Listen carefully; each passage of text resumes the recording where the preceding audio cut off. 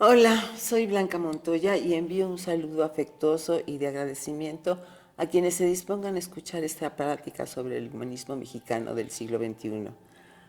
Después del contundente triunfo de la Cuarta Transformación en las elecciones del 2 de junio de 2024, los simpatizantes de este movimiento estamos muy felices, sin perder de vista que representa el reto de seguir transformándonos en función de que haya bienestar para nuestro país y más allá. El tema del humanismo mexicano que he tratado en varios espacios, incluyendo la 4TV, ha de abordarse con frecuencia y en sus distintos enfoques, porque es la fuerza espiritual y cultural que sostiene la Cuarta Transformación, como ha sucedido en las tres anteriores.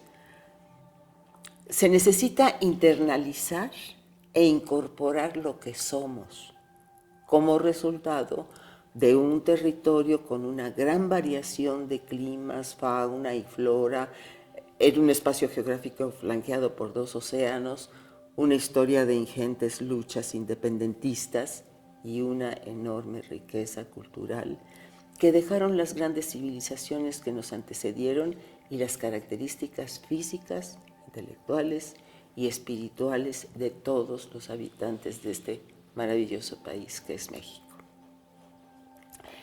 El humanismo data desde que el hombre y la mujer tuvieron conciencia de su propia existencia. Todos los pueblos de la tierra tienen una concepción de sí mismos como seres humanos en lo individual, en lo colectivo y en su relación con lo existente. De tal forma, el humanismo de cada región va definiéndose en cada caso desde su origen y siguiendo su trayectoria histórica. Por tanto, para hablar del humanismo mexicano del siglo XXI se requiere contemplar cómo se concibe al ser humano en México desde sus pueblos originarios hasta la actualidad. La diversidad de civilizaciones en México y Mesoamérica, cuyo poblamiento empezó hace 33,000 años, dieron lugar a una gran riqueza cultural contenida en las más de 68 culturas y sus lenguas.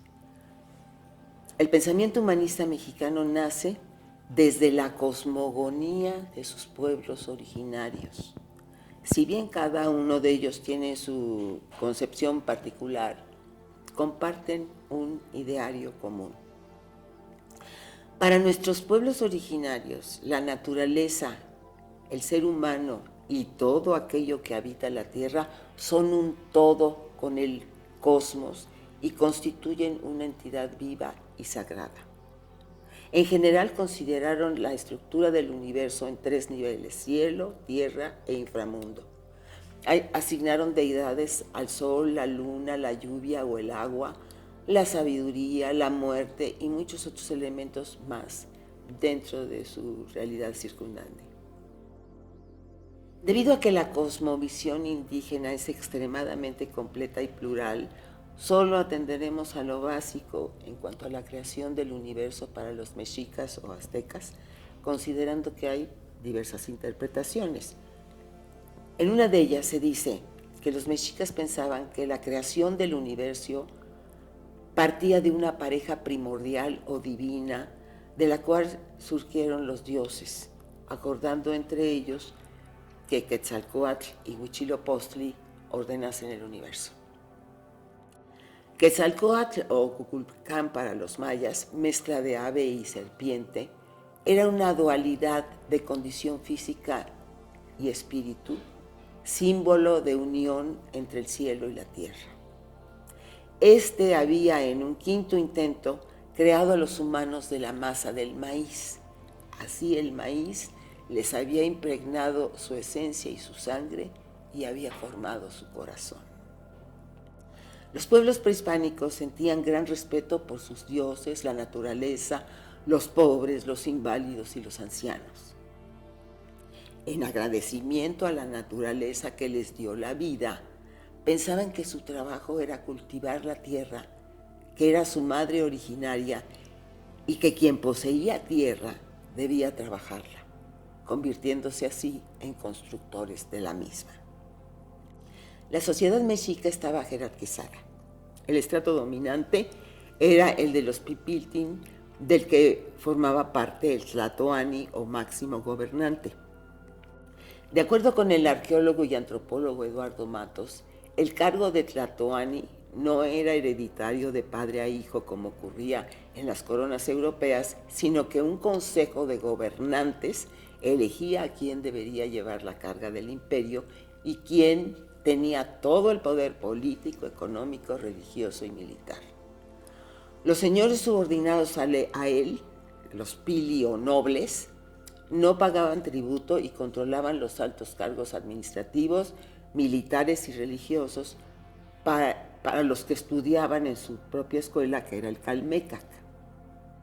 Su deber era conducir una administración que funcionara para mantener el equilibrio económico de la sociedad, ordenar los servicios religiosos y organizar el ejército. Un estrato inferior, más amplio, que recibía el nombre genérico de Macehualtin, lo constituía el pueblo. Eran gobernados y tributarios de los pili y se agrupaban en calpulis, es decir, barrios. La gente del pueblo incluía alfareros, orfebres, tejedores, lapidarios, trabajadores de la pluma, carpinteros, albañiles, herbolarios, agricultores y otros más, de todos los oficios. El Códice Mendocino ilustra que los padres enseñaban a los hijos a practicar esos oficios. Además tenían escuelas como el Tepochcali, en el que se formaban en diversas tareas, así como en las prácticas guerreras.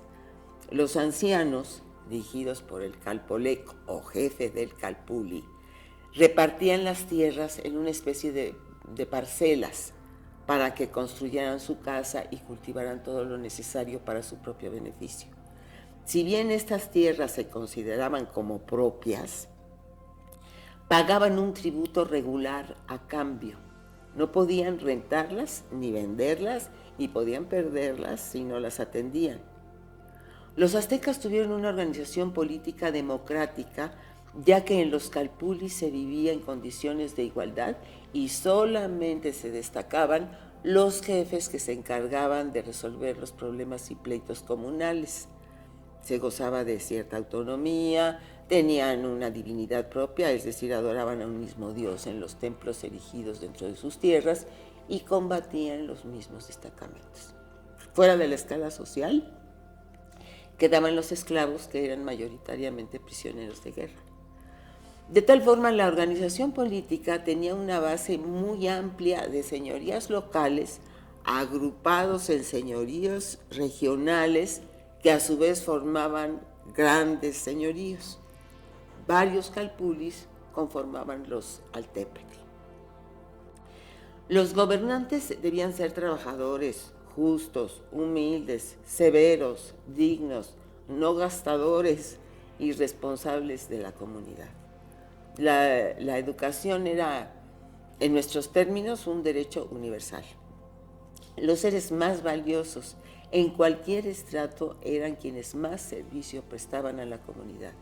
Por tanto, podemos decir que el gobierno de los pueblos indígenas era comunitario, como lo es ahora, y los líderes y lideresas indígenas debían traducir las necesidades de sus pueblos. Así cultivaron el amor y asimismo las luchas eran colectivas. Los valores sociales más importantes eran los dioses, la familia, la educación y el gobierno. Y sus valores éticos eran no mentir, no robar, no traicionar y no ser flojos. Ahora veamos lo anterior expresado en las obras de algunas de nuestras civilizaciones.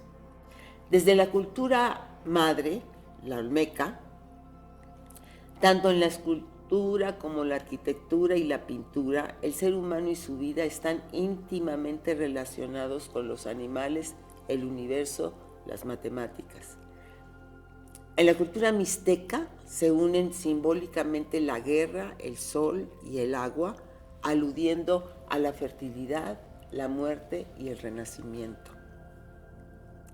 Los zapotecos Se distinguen por la maestría con que trabajaban la piedra, especialmente los bajorrelieves, también por el arte decorativo de su arquitectura y la riqueza simbólica de las esculturas y las pinturas que representan al ser humano.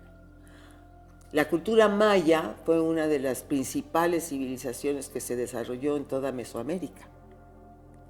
Se destacó por su escritura, sus conocimientos de matemáticas, astronomía y la creación de un calendario. En sus esculturas encontramos una combinación de simbolismos supernaturales y reproducciones de formas humanas y animales. O sea, mezclado todo.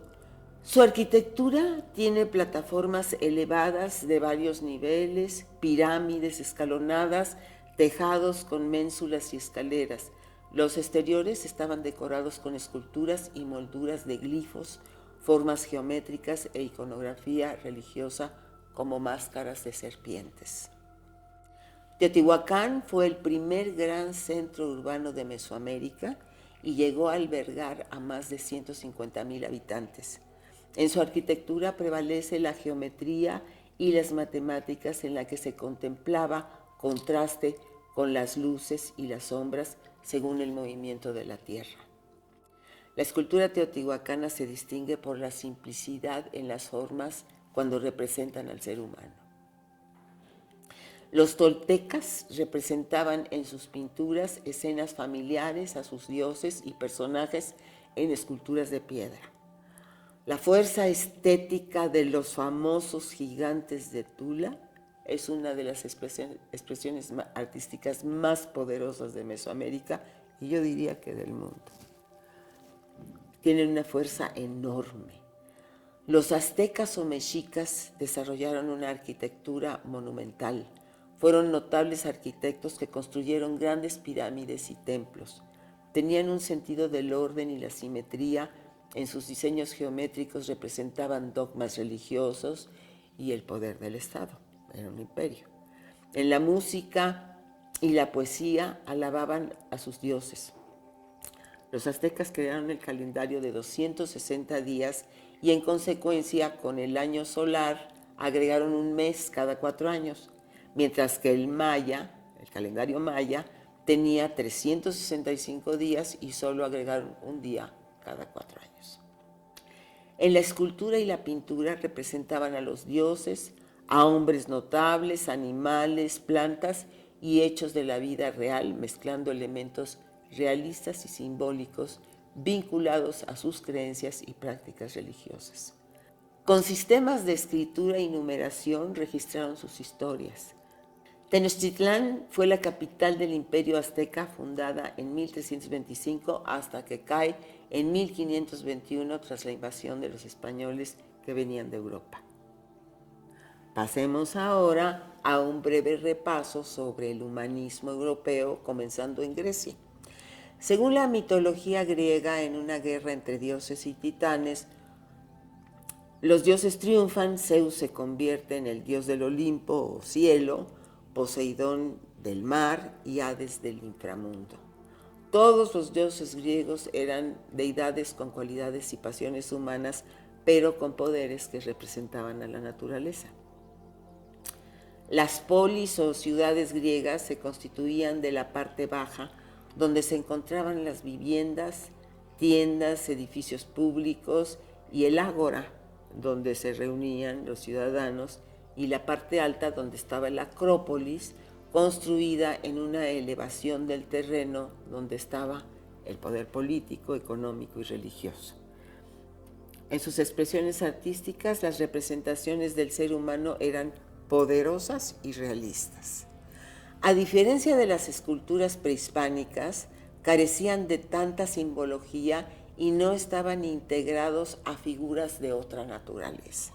Ahí vemos una primera diferencia importante.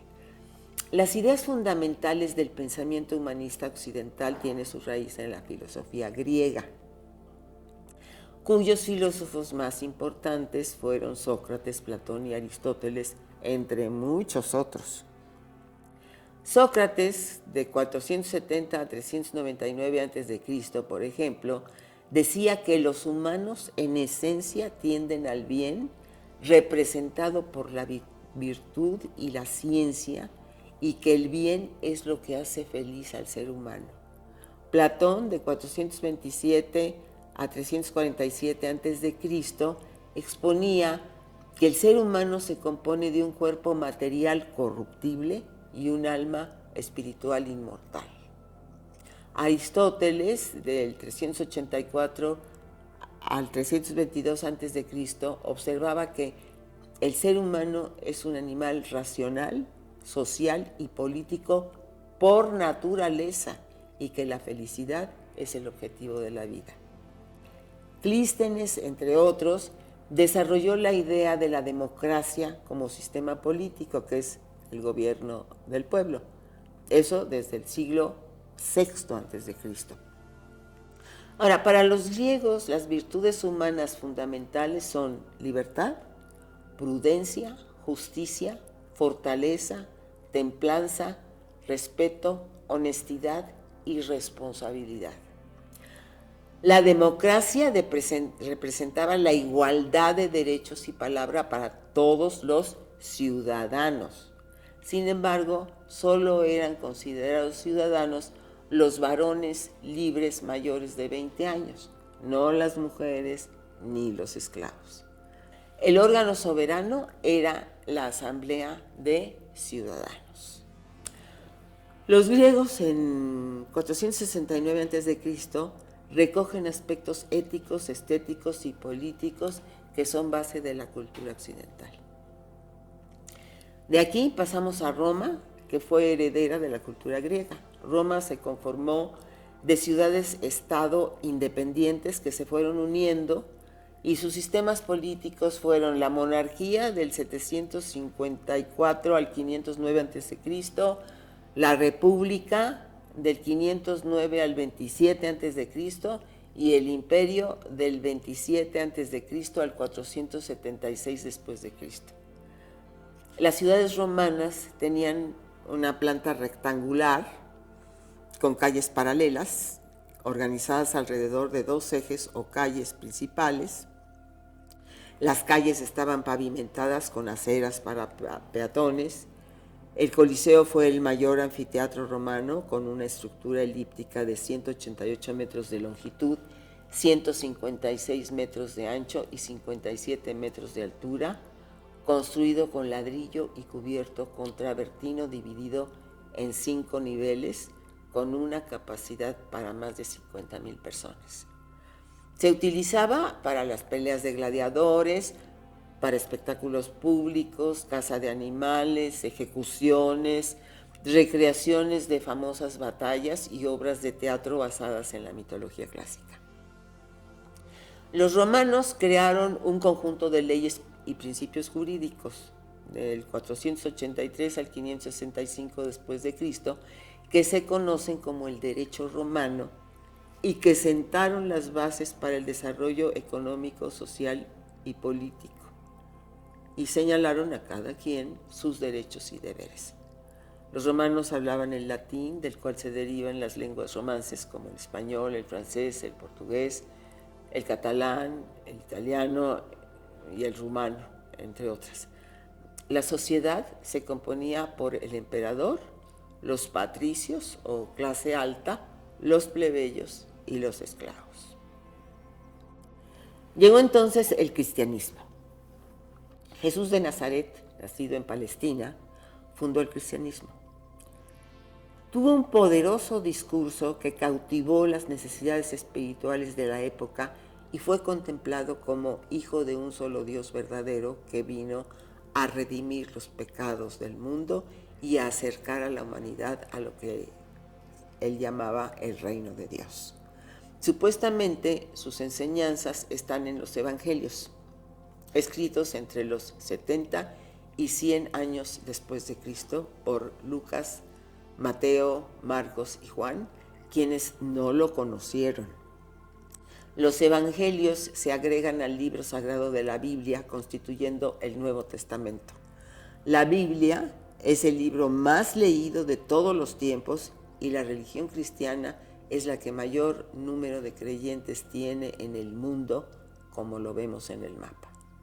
Las ideas revolucionarias de Jesús constituyeron una amenaza para el imperio y los gobiernos locales de Judea, por lo cual fue crucificado y sus seguidores fueron perseguidos durante 300 años hasta que el emperador Constantino y Roma se convirtieron al cristianismo. Ahora, los valores considerados del reino de Dios son amor, que nos une como hermanos, verdad, que nos hace libres, justicia, que nos hace solidarios, libertad, que nos hace sentirnos hijos de Dios, y paz. Todo esto para conseguir la felicidad verdadera. La enseñanza cristiana más humanista se condensa en la máxima amar al prójimo como a sí mismo y el amor como centro de nuestras acciones. De esos principios se derivan ideas como consolar a los pobres, enfermos y forasteros, atender a los niños, no mirar la paja en el ojo ajeno, sino la viga en el propio, quien esté libre de culpa lance la primera piedra y sobre todo el desapego a las riquezas materiales, que sería la llave del reino de Dios. Pero una vez que el cristianismo se instituye en iglesia, se establece una teocracia, gobierno que emana directamente de Dios, según ellos, y se nombra a los papas como los máximos jerarcas que los representaban en la tierra. Sin embargo, los papas, como hemos visto, contravinieron todos los principios del cristianismo originario con las guerras y el apego a las riquezas materiales. Y así comienza el medioevo en 476 después de Cristo. En esta época se acentúa la lucha entre Europa y Oriente Medio. Surgen guerras político-militares con el fin de aumentar el poder de las casas reales europeas. Se establece el feudalismo basado en la ocupación de tierras y el vasallaje. Aparecen santos, hombres y mujeres cuya vida sacrificada a la fe cristiana se decía que tenían poderes milagrosos. Aumenta el comercio internacional y el intercambio de ideas y tecnología. Santo Tomás, por otra parte, descubre y ordena 7 pecados capitales del ser humano y sus virtudes correspondientes. Los árabes invaden España a 800 años e influyen con su lengua y su cultura. Aumenta la xenofobia y la intolerancia entre cristianos y musulmanes, cristianos y judíos, herejes, paganos, y se concentra la idea de algunos son inferiores y otros son superiores. Y en 1231 se crea un tribunal, la Santa Inquisición, para los que eran considerados herejes que terminaban en la hoguera.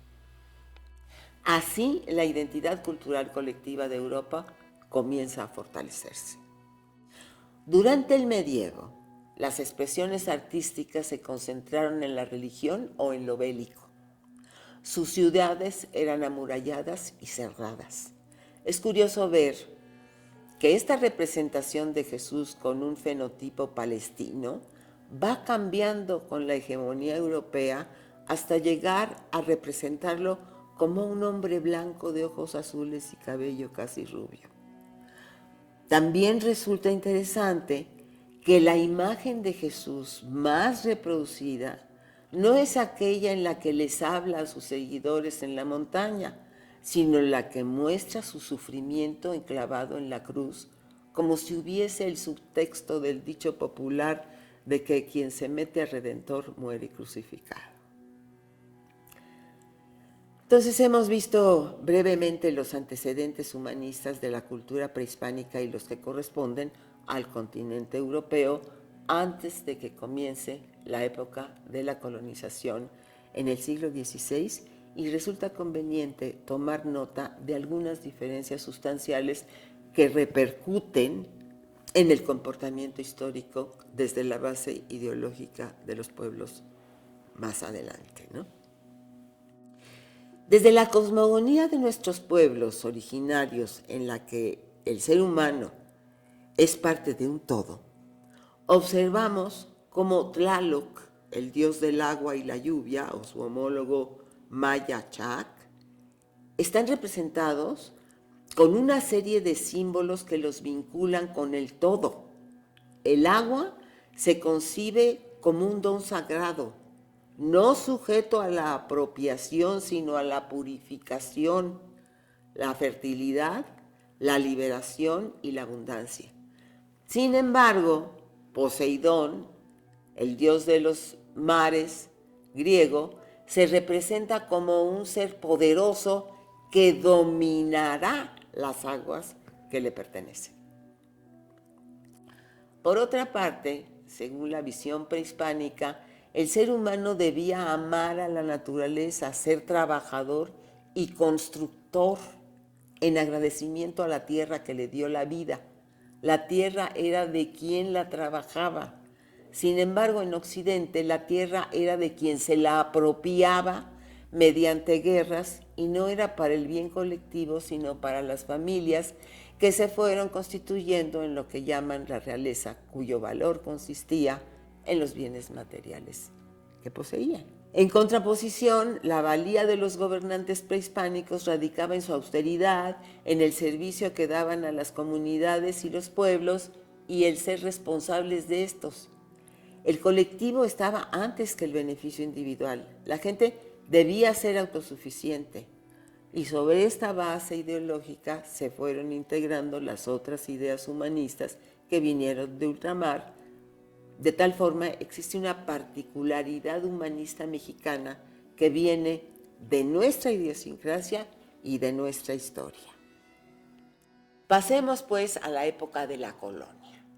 La colonización imperial europea en América fue protagonizada por los españoles, los portugueses, los franceses y los británicos tras lo que llamaron el descubrimiento. Esta colonización en África por España, Italia, Francia, Reino Unido, Alemania, Portugal y Bélgica, que llegaron a sus costas buscando la ruta hacia las especias. Al principio, ahí abastecían sus barcos, pero al poco tiempo comenzaron con el comercio de oro, marfil y especialmente de hombres, dada la idea de suponer a sus habitantes seres inferiores, dado su color, sus creencias, y que estos no contaban con una infraestructura que les permitiera defenderse de la explotación y la esclavitud a la que fueron sujetos. Bueno, volvamos a nuestro continente. El Reino de España invade tierras mexicanas y la nombra Nueva España. Los invasores, que se creían superiores, destruyeron las ciudades y los vestigios que pudieron de la cultura indígena con la idea de que eran salvajes, merecedores de brutales castigos y condenados a la esclavitud o al exterminio. Los pueblos originarios no solo fueron perdiendo guerras contra los invasores, sino que fueron víctimas de la viruela negra que desembarcó con los españoles. Se justificó así el tráfico de esclavos traídos de África ante la extinción de indígenas. En resumen, la guerra, el hambre y la enfermedad diezmaron a la población americana originaria en un 90%, a decir de algunos estudiosos. En Europa se llevó a cabo una serie de guerras y alianzas que fueron conformando monarquías e imperios.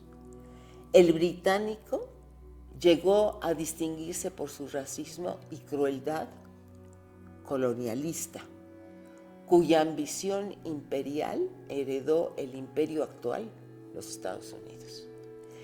En el mapa, lo que está en rosa representa los países que han invadido, y en el otro mapa, lo que está en rojo son los países que recientemente se han independizado, y en azul oscuro los que siguen siendo súbditos de la monarquía del Reino Unido. En el siglo XVI también inicia el humanismo renacentista en Europa. Fue un movimiento intelectual que rompe con las tradiciones escolásticas medievales y con la idea de que Dios es el centro del universo para colocar ahí al ser humano. Así retornaron a la cultura grecolatina. Esta doctrina antropocéntrica se opuso a la teocéntrica y privilegió la dignidad, la racionalidad, la libertad, la autonomía y la capacidad de transformación de la historia y las sociedades de los seres humanos, ponderando sus valores éticos. Sus fundadores fueron Erasmo de Róterdam, quien propone un retorno a los valores originarios del cristianismo, y Tomás Moro, quien plantea la utopía, que es la idea de un gobierno perfecto, y exaltó las cualidades y las virtudes de la naturaleza humana que darían un sentido racional a la vida. Ambos promovían el conocimiento y la igualdad, estudiando la relación humana con el mundo. Y por otra parte, Martín Lutero inicia un movimiento religioso que se revela a la autoridad papal e irrumpe en la hegemonía católica, creando distintas iglesias cristianas, pero ligadas al protestantismo. En México, los invasores se propusieron civilizar a los salvajes indígenas a partir de la evangelización cristiana católica. Algunos frailes, como Bartolomé de las Casas y Vasco de Quiroga, tuvieron otra percepción sobre las cualidades de los indígenas, exaltando sus virtudes y su inteligencia. En sus escritos defendían su dignidad, se oponían a la idea de su salvajismo, al robo, al maltrato de que eran objeto, y negaban que hubiese razas superiores. En tanto, los habitantes de la región, que vivían continuas revueltas por las múltiples vejaciones de los españoles, Vasco de Quiroga, inspirado en la utopía de Tomás Moro y en la idea del amor al prójimo de Jesucristo, funda los pueblos hospitales Santa Fe en la Ciudad de México y también otro en Michoacán. Estos contaban con cocina comunitaria, casa cuna, hospedaje a viajeros, clínicas, escuelas, multifamiliares e instalaciones religiosas. Vasco de Quiroga les propuso formas de organización en las que se conservaban sus costumbres y sus políticas. Se contribuía al bien común, pero se privilegiaba a los enfermos, a los pobres, a los discapacitados y a las viudas. Se trabajaba en el campo, se aprendían oficios de diversa índole y se mantenían unidas a las familias. Esta región logró un desarrollo sustentable, ya que producían los alimentos que consumían. Fabricaban artesanías que vendían en los pueblos vecinos, se generaban empleos y disfrutaban de una buena economía y una vida digna. Es decir, en esta experiencia hubo una unión de lo mejor de los valores humanos indígenas, de los renacentistas y de los cristianos. Durante 300 años, los invasores trataron de eliminar la civilización prehispánica y estaban obnubilados por la codicia, la fiebre del oro, en contraposición a la cultura indígena que, como recordamos, lo más valioso del ser humano no era su riqueza material, sino el servicio que le proveían a la comunidad y a la naturaleza. Entonces, la cultura indígena se trastocó a base de fuerza bruta, saqueo de recursos, violencia y genocidio, no sin que hubiera ciertas batallas de resistencia. Se trató de eliminar sus idiomas, su pensamiento, hubo quema de libros pictoglíficos, destrucción de templos y efigies de dioses que no se podían ni mencionar.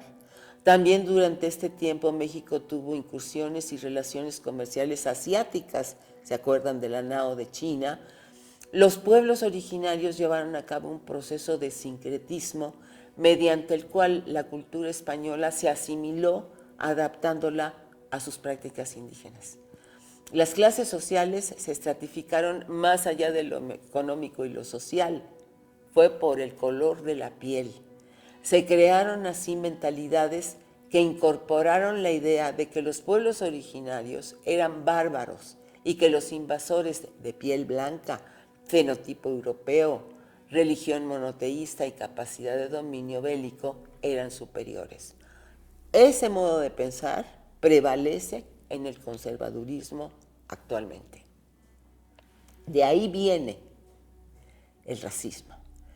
En esos 300 años hubo movimientos independentistas que sin duda influyeron en México. En 1775 se produjo la Guerra de Independencia de los Estados Unidos, en que las 13 colonias británicas establecen una nación independiente con un orden basado en la igualdad de los ciudadanos ante la ley, la separación de poderes y el respeto a los derechos del hombre y de la mujer, pero no, en esa época era del hombre. En 1789 surge la Revolución Francesa. Hubo un movimiento político, social, económico y militar que provocó el derrumbe de la monarquía con el objetivo de establecer un gobierno republicano y democrático, esgrimiendo los valores de libertad, igualdad y fraternidad. Ello estableció diferencias esenciales entre el pensamiento liberal llamado de izquierda, ya que en esa parte del Parlamento se sentaban los revolucionarios, y el monárquico conservador sentado en la derecha, y esas acepciones siguen vigentes. Por eso se dice, soy de izquierda, soy de derecha. Soy de izquierda, ¿por qué? Porque la libertad, la igualdad y la fraternidad son mis principios, y soy de derecha porque quiero seguir con una sociedad regida por los más ricos y los poderosos, con una gran mayoría que les sirva y se conviertan en sus esclavos. Eso es la diferencia. En 1804, Haití, colonizado por Francia y con una población negra esclava, declara su independencia, convirtiéndose en el primer país de América Latina que se independiza, venciendo a los franceses, que tenían uno de los mejores ejércitos en el mundo. Esta gran hazaña valida las frases de Hidalgo cuando dice, el pueblo que quiere ser libre lo será, y cuando señala que el poder de los reyes es demasiado débil cuando gobiernan contra la voluntad de los pueblos. Bien caro le han cobrado a Haití el haber sido el primer país de América que se independizó. Bueno, pero eso es aparte. Luego, alrededor de 1810, los países de América Latina colonizados por España comienzan sus guerras de independencia. Simón Bolívar lidera la independencia de Venezuela, Colombia, Bolivia, Ecuador y Perú, 5 naciones. José de San Martín de Argentina, de Chile junto a O'Higgins y de Perú junto a Bolívar. Observamos entonces que el humanismo mexicano se deriva de los valores espirituales de los pueblos prehispánicos, que son raíz y fuerza de la resistencia, y en segunda instancia de la ética humanista europea y de otros países que también influyeron con los movimientos sociales que se estaban dando en esa época, ¿no? Bien, en 1810 el cura Miguel Hidalgo y Costilla, junto a otros, lidera la Guerra de Independencia de México, siembra la idea de la abolición de la esclavitud y de la igualdad, que se expresa en el texto de Los sentimientos de la nación, de José María Morelos y Pavón. Ahora, el combate en la independencia fue más sangriento para indios y mestizos, pues la simpatía de los criollos por la insurgencia fue sostenida para tomar las riendas y conservar para sí las prácticas imperiales. El conservadurismo racista, clasista y machista se enfrentó a la fuerza humana pluricultural de los pueblos que, a pesar de 3 siglos de colonización, preservaron sus valores, sus tradiciones y su identidad fundamental, el maíz. El humanismo prehispánico había quedado internalizado en gran parte del pueblo. Ejemplo de ellos es que hasta la fecha, el tequio, es decir, la colaboración de todos y todas para un beneficio individual o común, se sigue practicando. También se continúa el servicio comunitario no remunerado, el cual todos tienen que cumplir al menos por 2 años para seguir siendo parte de su sociedad. Asimismo, la toma de decisiones se lleva a cabo en asambleas con la participación de todos, con la orientación de los más sabios y los que más han servido a la comunidad, quienes por lo general son ya mayores. La independencia se consuma en 1821, pero se convierte en república con el primer presidente Guadalupe Victoria y la primera constitución en 1824. Después de la independencia, continuó la explotación, la apropiación de tierras, la injerencia de la iglesia y la gobernanza de los hombres blancos. En 1831 inicia un caos político, económico y social con las fatídicas presidencias de Santa Anna en 11 ocasiones y una lucha interna entre independentistas, liberales y conservadores. La inestabilidad en México alentó a los imperios. En 1829 España intenta recuperar su colonia. En 1838 Francia declara la guerra pretextando una deuda hasta que México paga una indemnización. En 1845 Estados Unidos se anexa Texas tras 10 años de resistencia mexicana y en 1846 Estados Unidos le declara la guerra a México, misma que concluye con una derrota en 1848 en la que México pierde los territorios de California, Nevada, Utah, Nuevo México, Colorado, Arizona, partes de Wyoming, Kansas y Oklahoma, más la renuncia de reclamar Texas que antes se había perdido. En resumen, Estados Unidos le quita a México más de la mitad de su territorio y Santa Anna es derrocado. El liberal Benito Juárez García, abogado indígena zapoteco, tiene que exiliarse por sus diferencias con Santa Anna, quien pretende volver al poder en 1853 con el apoyo de los conservadores. Pero en 1854 Juárez regresa uniéndose al plan de Ayutla y en 1857 es nombrado ministro de la Corte de Justicia. Juárez lidera, junto a otros pensadores humanistas, la Guerra Civil de la Reforma que duró 3 años, ya que en función de la Constitución de 1857 se trascendía el dominio eclesiástico. Esta reforma consolida un Estado republicano, laico y constituye la segunda transformación de México. Vale la pena señalar que en esta transformación existe un factor particular de nuestro humanismo que no tienen en otros países de América Latina: la separación de la Iglesia y las creencias de los funcionarios públicos y el Estado. En 1861 Juárez es electo presidente de la República. Sin embargo, los conservadores, que no cesaban en su empeño imperialista, traen a Maximiliano de Habsburgo como emperador en 1864.